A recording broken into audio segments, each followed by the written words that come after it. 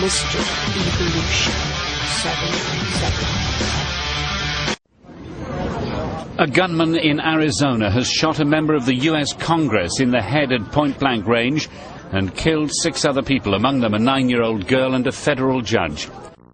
22-year-old Jared Loeffner opened fire outside a Tucson, Arizona grocery store, shooting Congresswoman Gabrielle Giffords, federal judge John M. Rawl, and 16 others. At least 6 are dead and counting. Congress passed 3 laws against Westboro Baptist Church. Congresswoman Giffords, an avid supporter of sin and baby killing, was shot for that mischief. A federal judge in Baltimore, part of the massive military community in Maryland and in the District of Columbia, put Westboro Baptist Church on trial for faithful words from God. Federal Judge Rawl paid for those sins with his life. Today, mouthy witch Sarah Palin had Representative Giffords and a crosshairs on her website. She quick took it down, however, because she's a cowardly brute like the rest of you. The crosshairs to worry about are God's, and He's put you in His, and your destruction is upon you. A while back, ladies and gentlemen, there was a young man by the name of Matthew Shepard who just so happened to be gay. He was basically at a bar. A couple Christians came in and basically pretended as though they were interested in him in a relationship type manner, sexually. So they led Matt Shepard out to a field. They tied him to a barbed wire fence. They beat him to practically death. After they were satisfied with the beating that they had done, they left him basically crumpled over on a barbed wire fence out in the middle of a field, letting nobody know where the young man was, and they drove away. In the morning, Matt Shepard was found by a young man who was riding by on a 10-speed, and he was rushed off to the hospital. Matt Shepard did not survive the incident that the Christians had basically done to him. Ever since then, whenever Reverend Phelps, Shirley Phelps, the Phelps family, are out picketing funerals of American soldiers, or they're doing what they do, spreading their hate and pushing their Jesus hatred into society, they always carry signs that say, Matt is burning in hell. A lot of people may not know what that sign even means. They may not even know who this Matthew character is. I figured I would shed some light on you all, give you a little bit of a history of Reverend Phelps and what the Christian cult is all about. Not long after that incident, ladies and gentlemen, there have been horrible weather conditions that have killed millions of people, and every time that happens, folks like Pat Robertson and Reverend Phelps and many other religious leaders out there accuse the United States of being evil and not under the protection of God. They accuse the entire world of being under the devil's strings, and they praise God for the destruction of men, women, and children. When 9/11 occurred, where the Muslims fucking decided to run an airplane into the towers, Reverend Phelps, Pat Robertson, as well as many other Christian leaders stood up and basically stated that the reason why that happened because God took His protection off the United States of America, and God was bringing His wrath and vengeance down on humanity. A young and talented actor by the name of Heath Ledger, who played the Joker in the latest Batman movie, who also starred in a movie called Brokeback Mountain, where he starred as a homosexual who was basically trying to have a relationship with another gay man. He ended up passing away. In real life, he was a married man, had a child, The whole 9 yards.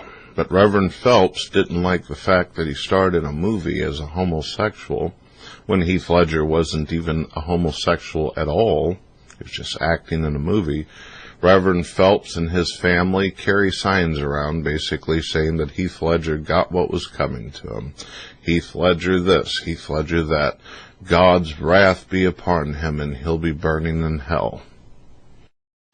Besides Reverend Phelps and his family getting so much controversy from picketing funerals, screaming, yelling, sometimes stones are thrown, almost as if we're living in Old Testament times, Reverend Phelps and his family have got to be privileged with being on the news, with being on talk shows, getting paid, making money to sit there and spread their Jesus hate all over the place like a fucking plague, a disease of madness.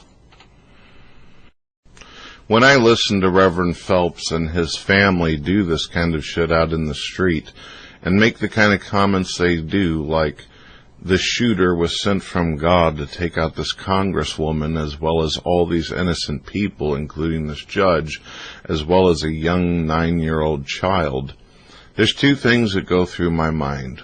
One, he's an incompassionate, non-merciful piece of garbage who doesn't give a shit about human life. However, on the other hand, all that hatred that he spews, all that garbage that comes out of his mouth is directly from his religion and his Bible. The fact that other Christians are out there standing around with their thumbs up their ass and would rather do videos telling atheists and deists and agnostics and Satanists and pagans and anybody outside their faith, even some Jews, even some Muslims, that they're all going to burn in hell if they don't follow the all-loving, all-merciful God, that they're going to go to hell, and not saying one single word to Reverend Phelps, not doing any kind of interviews or videos out there dealing with Reverend Phelps.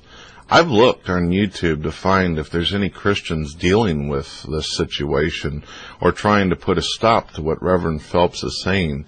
And the only person that I have discovered so far who is a Christian who has said anything about how this guy's a piece of shit is a man by the name of Street Preacher USA, who is AKA Pleasant Preacher. But the only thing Pleasant Preacher really said was that Reverend Phelps does what he does for controversy. He does it for the views, basically. And the only person that he showed compassion for in that entire situation was the child. And even said, I don't know if the 9-year-old's in heaven or hell or not. I don't know if she met the age of accountability. As though he's saying it's possible that the child could have went to hell too.